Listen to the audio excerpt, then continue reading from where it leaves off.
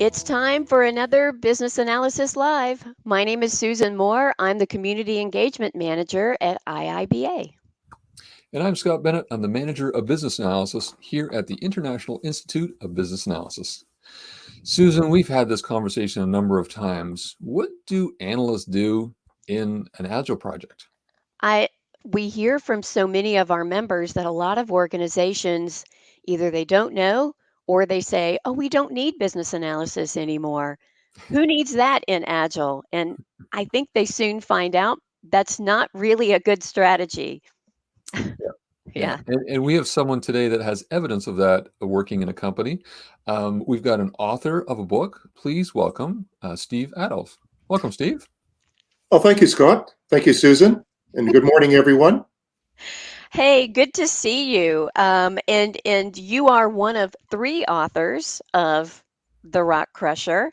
So Myself, we're Ryland, and Shane. Yes. yep, yep. And actually we've had Shane on have we had him on here? I feel like Not we yet. not Coming up. yet.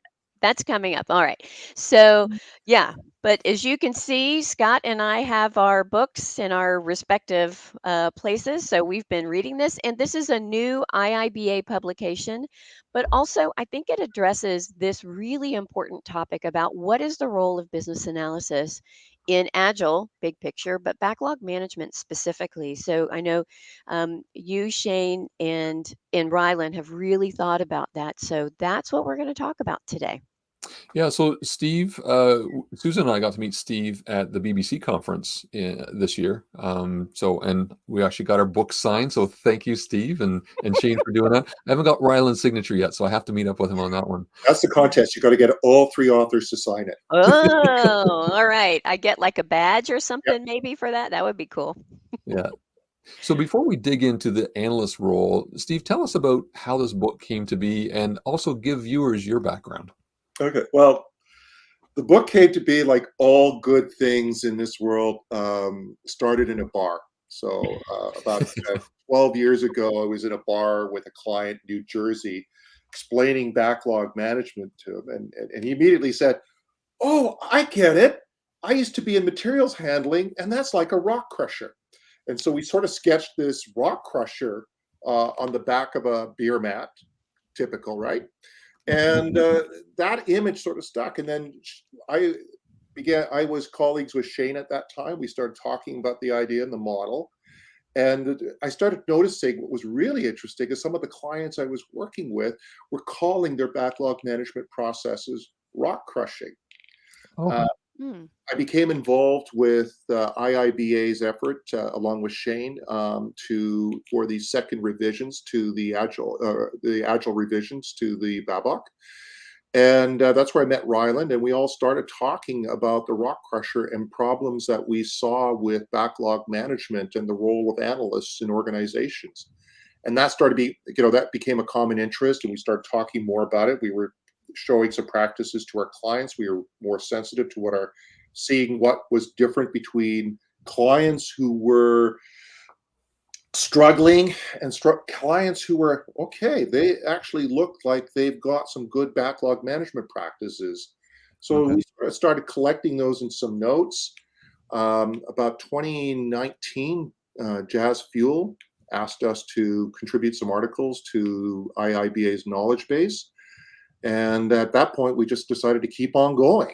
And 3 years later, we managed to actually get the book published. And so that was really how the Rock Crusher came about. We were really just trying to say we have seen very poor backlog management practices where organizations are struggling. We've also seen a lot of success. How do we capture those successes into a model that then we can communicate to other organizations? Okay, and I'm just going to throw a visual on the screen. For those that are listening audio-wise, the rock crusher is a funnel of sorts, and these big boulders are going in the top, and they're coming out of a small funnel. So that's the image that, if you can't see it, that's what we're talking about today. There's one answer. Forgive me for interrupting there, Scott. It is a funnel. And there's one very important element on that rock crusher. For those of you who might not have a visual on this, on the side of the rock crusher is a wastegate. That's all the stuff that we're throwing out. And the wastegate is really an important idea because it emphasizes the importance of having a keen sense of what's actually valuable. You're going to be throwing a lot of stuff out. And I, you have more ideas than you have the capacity to deliver. and just through the conversations that we've had, and in some immediate responses that we have gotten from members and other readers of this, that waste concept is kind of controversial, because I think it implies that we are throwing things away. I'm using air quotes if you're listening to this on a Mhm. podcast. I'm using waste because I think when we've talked about this, that concept of waste feels like we are throwing things away that might be valuable at some point.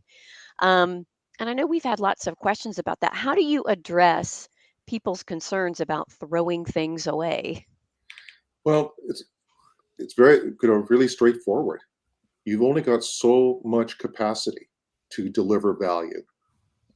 And there's a wonderful quote. I forget the chap who came up with the quote, but there's a wonderful quote that goes, strategy is deciding what not to do. Mm-hmm. Right? We don't have the capacity to do everything. And this is the toughest role. This is the job we throw on the shoulders of the product owner. Right? That's a huge responsibility. And my personal view, this is where one of the opportunities for the analyst to step up to the plate. We're in a great position as analysts to really provide the data that that product owner is going to need to say, this is what the value of this backlog item is. This, and the tech team says, this is what it's going to cost us. Now, is it worth it? Because we have all these ideas, we have this limited capacity. What is the best thing that we can do?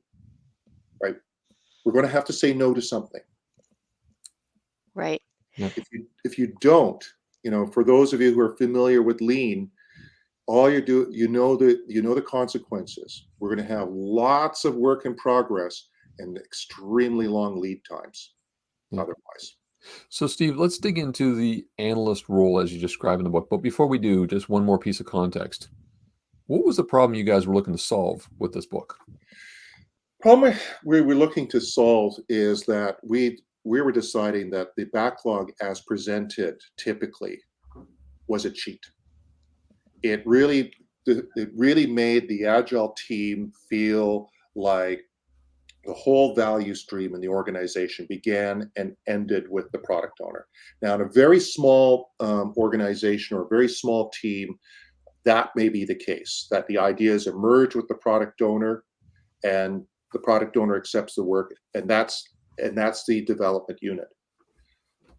But the reality is, in any significant enterprise, there is a whole upstream process from the product owner of ideation, trying to understand what is the right thing to build, right? Because as an agile team, we're really awesome at building things right. If you got good people and good engineering practices, you can build things right. I was an engineer.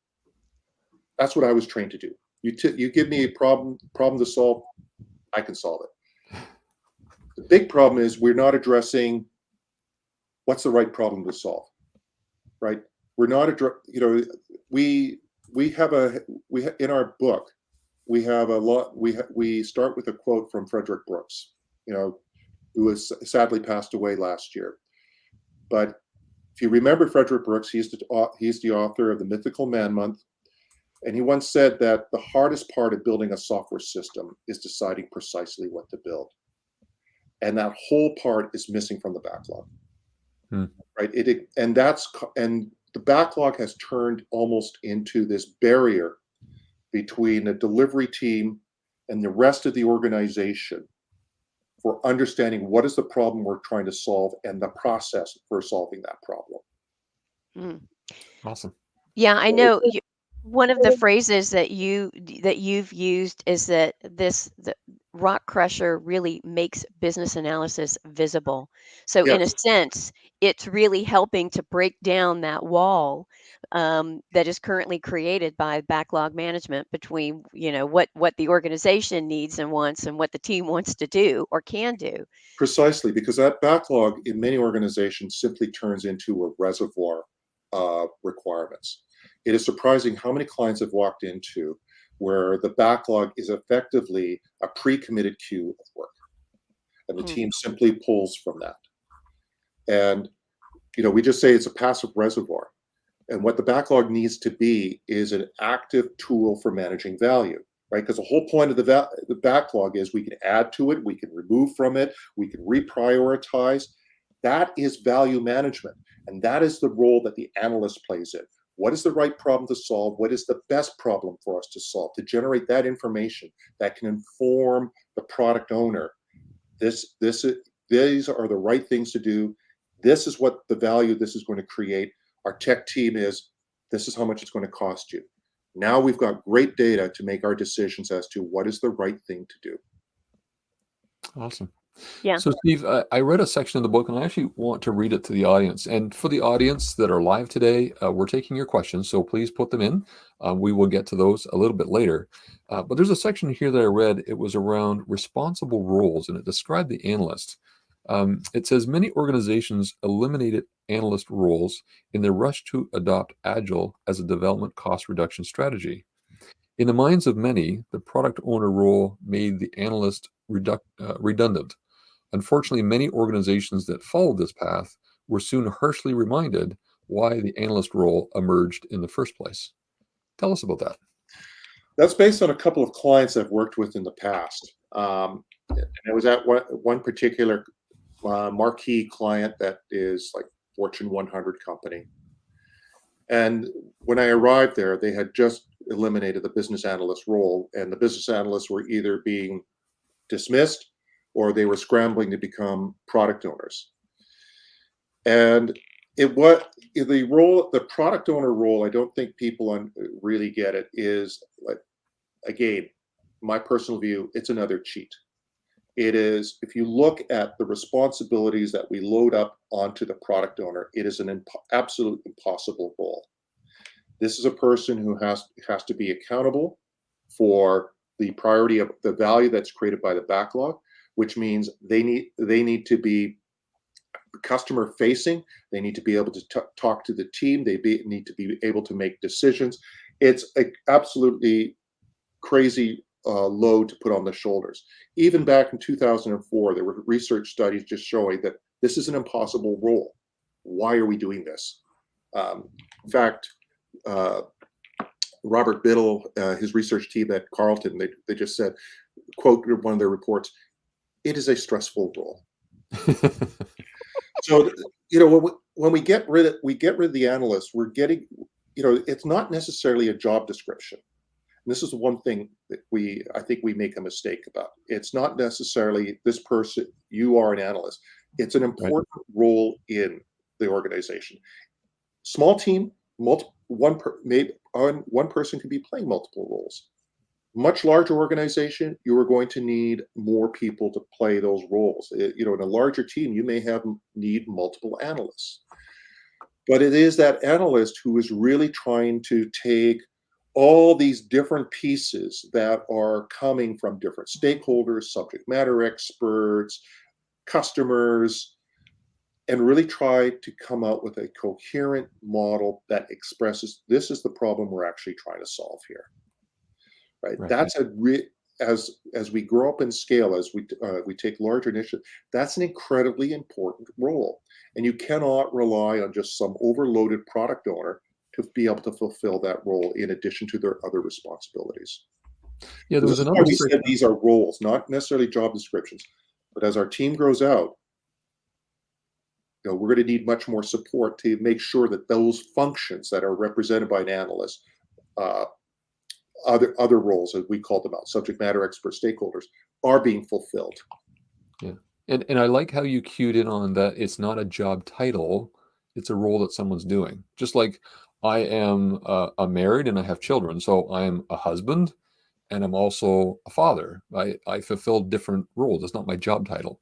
So this Exactly. idea of business analyst in that environment, it really skews people's understanding of what are they doing. But you talked earlier when we were talking about the analyst brings in facilitation skills. They bring people together. They get everyone Yes. with a common understanding. That's really what we're looking for in that analyst role. Yeah. They're the ones who are trying to give us a common understanding. And as I mentioned before, the advice they're giving the product owner is, here's the data that you need to be able to make the decisions about, should this be done before that, or should we even just throw this thing right out? Yeah. Yeah, so we've talked about a couple of skills. As we've had members talk with us about their organizations phasing out that business analyst role in for the product owner role. Um, they often talk about, my skills are still needed. What are, besides facilitation, what are some of the skills that somebody playing that analyst role might be accountable for in backlog management? Well, you're going to be, I think a lot of it is also, you're going to be bringing domain expertise to to it, because you're going to need to understand the domain. You're going to need the skills to just be able to creatively communicate and express. Modeling skills are still important. There, I just said it. An agilist just said models. Models are still a very important communications tool and a very important tool for expressing ideas and for learning. So these are some. I think these are some of the skills that an analyst brings. What is it? Again, what is it going to take that we can develop? We can get people aligned on, this is the problem we need to solve. After I've talked to everybody, it's hopes, dreams, and aspirations. This is how I've distilled the problem down. This is the scope. Do we all understand it? This is the value that it's going to create. Yep. So I think those, we were talking earlier about the different roles that might be involved in backlog management, and when you are over emphasizing one particular role, our developers will handle backlog management, or our testers, right? You can sometimes end up with things coming out of your backlog which either suit their skill set, or or their timelines. But when you have an analyst there who's really, their sole purpose is really helping to smooth that communication between all of the parties, then you can have a backlog that represents, and items coming out of it that represent more of really what the organization wants, instead of what serves a particular Abs- party oh, involved. absolutely. I mean, that's the if you really want to get down to it, my personal opinion, that's the reason we came up with the analyst role, right? Is, as a programmer, my interests is in creating beautiful, elegant software, and it really is it really is having the ability to understand and be empathetic with our stakeholders and clients to understand what they want, because otherwise this leads to very low quality, maybe in the imagination of the software developer, that's a beautiful, elegant system, but from the point of view of the customer or stakeholder, the system is utterly useless, or does not is unsatisfactory. So it really is the skill set. As a person with technical skills on a team by chance may have those skills, and again, this is why we refer to it as an analyst role. I may be the technical lead on a team, but I have good facilitation skills and empathy with my stakeholders, such that I can understand what they want and express that and discuss that with the team. But it may also be that we have a person on our team, and this is one of the ways that an analyst could participate with an agile team. They are a team member, and they're the ones working with the other team members. We all mob on a story. The analyst explains to the team, hey, this is what's important in this story. This is the problem we're trying to solve, right? We all collaborate on it, right? It's really is, what is the skill? What are the skills that the people on the team have? But Yeah. that role is still there, regardless of whether we want to officially acknowledge it as an individual or not. That role is there. Yeah, agree. And I think that this analyst role can help to inform that overloaded, stressed out product owner, if that is a separate role.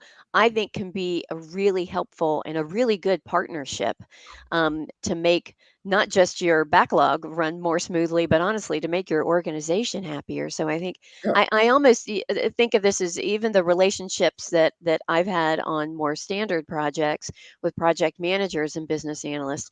When you have those two roles working together, you can get a more 360 view of what it is that you need to do and how to serve the different communities, audiences that you're building for. So Exactly. I would, it's unfortunate. I don't know if we could do polling here, but to say, how many people are participating in this session right now would identify themselves as product owners, and then the next question would be, how many of you are stressed out? I wish we could have that poll. You know what? I think probably Scott and I, when this becomes a podcast and a YouTube video, I think we could add those polls there. In fact, and maybe we could start to collect some of that information. But yeah, we're live, so if you are listening to us live, add that in chat. Are you a product owner? And if so, are you stressed out? Like, are you feeling like there's too much coming at you? Let us know. Susan, speaking of polls, we don't have that functionality on this platform, but there is a webinar this afternoon where we're not Ooh. only going to hear from Steve, but also Shane and Ryland at the same time, right? That's right. We've actually got a public webinar, so it is free. If you want to hear more about the rock crusher, backlog management, the role of business analysis in that, join us. It'll be at 4 o'clock Eastern today. You can use that QR code that's just come up on our screen, and you can still register. There's still plenty of time. So it's the Rock Crusher, Mastering Backlog Management. You will hear from all three authors, and we're going to leave plenty of time for your questions. So please sign up. Come on, the more the merrier on this one, because I think the more that that our audience can take this information back to their organizations, hopefully the more successful our organizations will be at backlog management. Yeah, Steve, when I was reading through the book, I was thinking, I wish I had this book 10 years ago. I was going through an organization that was going through some changes, and Agile was the silver bullet that the leadership team was looking for. But I guess through experience, things evolve. And I think this is a really valuable resource for anyone who's looking to understand that analytical role, that analyst role within an agile team, an agile organization. One thing that really resonated for me was there was a section, and I might be misquoting this, so you might have to correct me, but it was the backlog owner is focused on the team and the production of the team and what they're doing, whereas the product owner is more focused on what does the market need from this product. So this is a good point. We separated out the ownership roles. So we have almost two competing ownership roles, which reflect the reality in many organizations. So we in the book we call it the village. We said because the role of the product owner is so demanding, there are actually 7 different roles rolled up into the product owner, and there are 2 ownership roles. One is the backlog owner. That is the one individual who has full responsibility of prioritizing the work in the backlog. And the reason we did that, we called out that role, because far too many organizations we've worked in, the person designated as the product owner was not functioning as a product owner. They were usually some kind of program manager who had an interest in some subset of the work that was in the backlog and didn't care about the rest, and the team otherwise was left to fend them for themselves.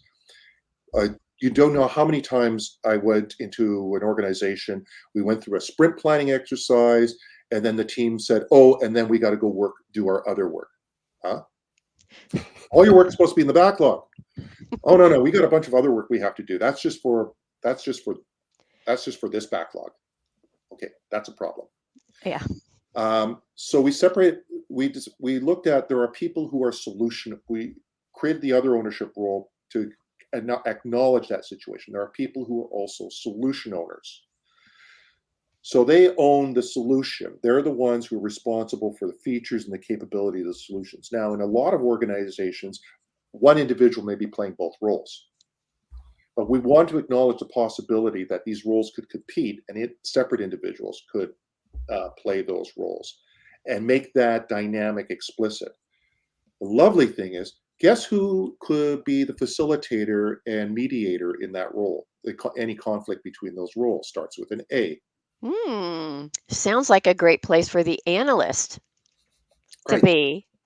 Because they're the one who are helping those two roles understand what is actually valuable, Right. right? If you really get down to it, our role is to decide, yes, understand the problem and to be able to express what the benefit of solving that problem is. That's the value that we're really trying to make explicit. Hmm. Yeah. I It I sounds a like bit like this. glue holding things together. That was It's, exactly the analogy that I was going to say. Although there should not be glue in the rock crusher because that could create other problems. well, in the we actually have, we actually call the analyst the boundary spanner. Okay.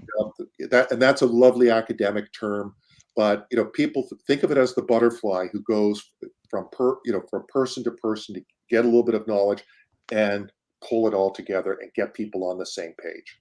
That's ultimately, if you look at it, what is the analyst role here? Who's taking responsibility to make sure, are we all on the same page and have an understanding of the problem we're trying to solve? Yeah. I also like the butterfly analogy. In social circles, is that the party planner? Maybe, maybe the analyst is the party person. Well, and this is why I always say business analysis is a relationship business, because if you see your role as somebody that is going out and creating relationships so that you can uncover this kind of information, then it is easier for you to get this information and have it updated on a regular basis. I mean, I really do think it's important. And I know that a lot of organizations focus on analysts as being, deliverable producers, a set of requirements or whatever. I think this is a very, is it modern? I don't know if I would use the term it's a modern idea. It is really, I think, where people in analyst roles really shine is when we are able to truly use those communication skills, build relationships within organizations, and be the person that can go to all of these different interested parties and collect information to create a shared understanding. That is not something that a lot of organizations do for whatever reason. A lot of that kind of information gets very siloed. You must have somebody that can pull all that together. It is a source of data. I mean, it's real capital. Knowledge in this sense is capital for Yeah. your organization. And that is how you are going to, manage your backlog, break things down. So, if you are somebody listening today who is trying to make a case for how analysis fits into backlog management, like, I think today is a good start. This book is an excellent start. It is. Yeah. Um, yeah, Yeah. yeah, because you have a very um, I mean, your role can decide whether projects in your organization are successful. Yeah, for sure. So, Susan, why don't we dig into some of the questions from our live audience today? You got it. All righty. So let's see. I'll pull this first one up. This is from Dennis. How do you answer this is how much it's going to cost you straight from the backlog? I do feel like we hear that a lot. How long will this take? It's only in the backlog. How long will it take and how much does it cost?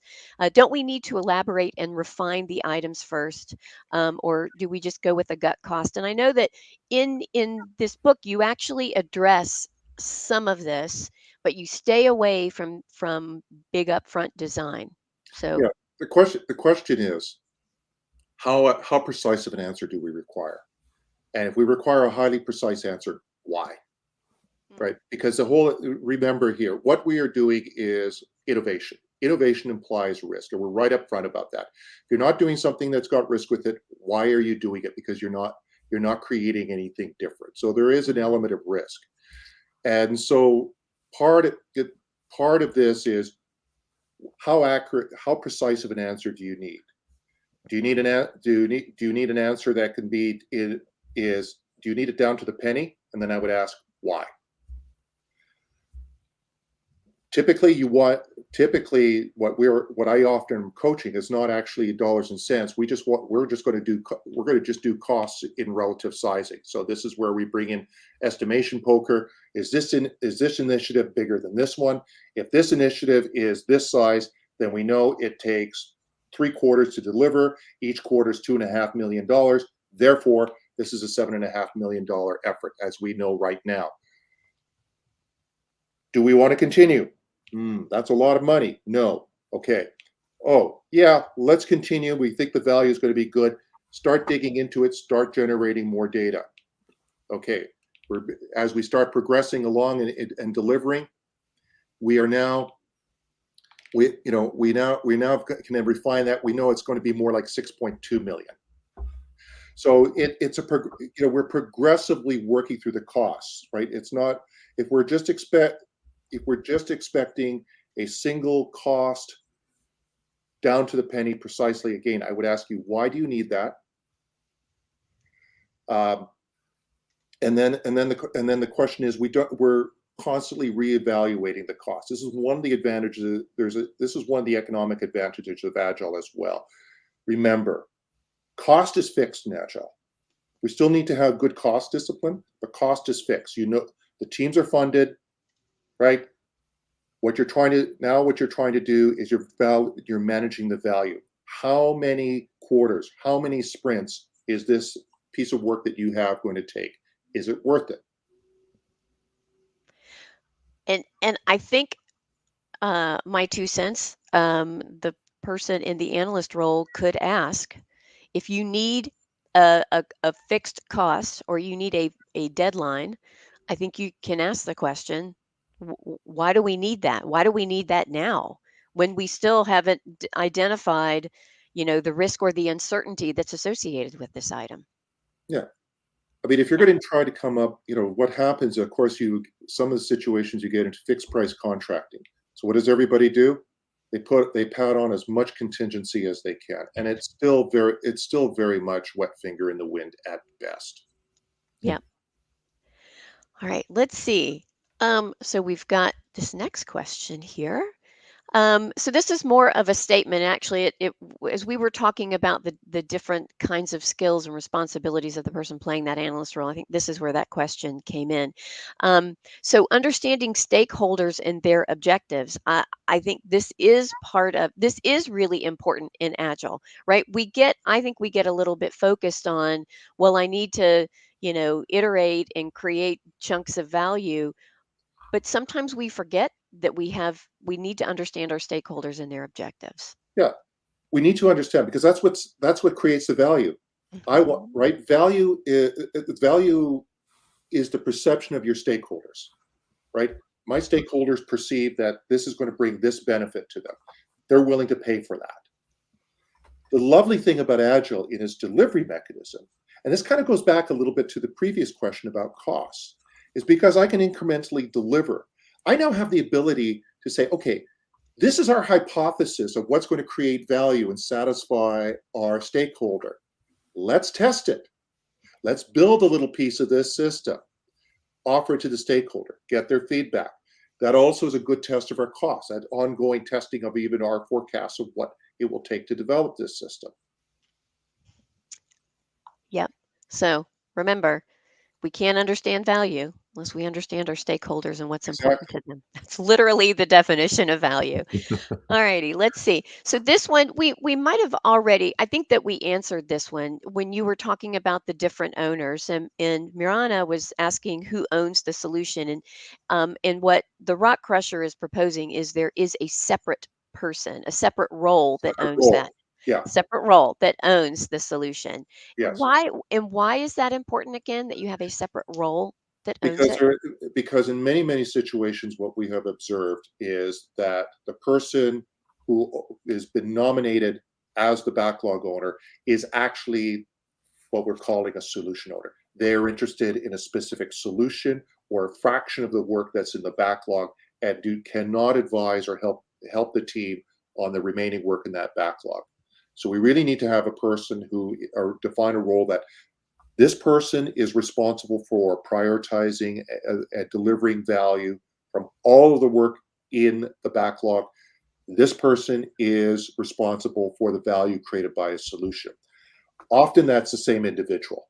Mm. And it really is acknowledging that there are these two distinct ownership roles. And if they are being played by different individuals, how are we going to reconcile their differences? Right? How do we making that explicit means now we can solve any conflicts between those ownership roles. and it is a real conflict. I have seen far too many organizations on just one simple Scrum team. We're not talking about an agile release train like in Safe or a tribe in Spotify. You know, we're talking about one simple Scrum team with 8 people on it who are conflicted because their priorities don't match. They cannot work together because they're, as one person said, my priorities are not their priorities on one team. Yeah, this is, I think this is the tough situation that probably many of our listeners find themselves in. So I think this having different ownership roles, yeah, makes a lot of sense. So that you can be Yeah. very clear on the different priorities and then actually have a conversation Yes, amongst them. Yeah, that's the because if important you part. make this explicit, people are smart. They can then they can say, yeah, okay, this is a problem, or maybe it's not a problem, but okay, this is a problem. How are we going to solve it? Yep. Yeah. Alrighty, so let's see.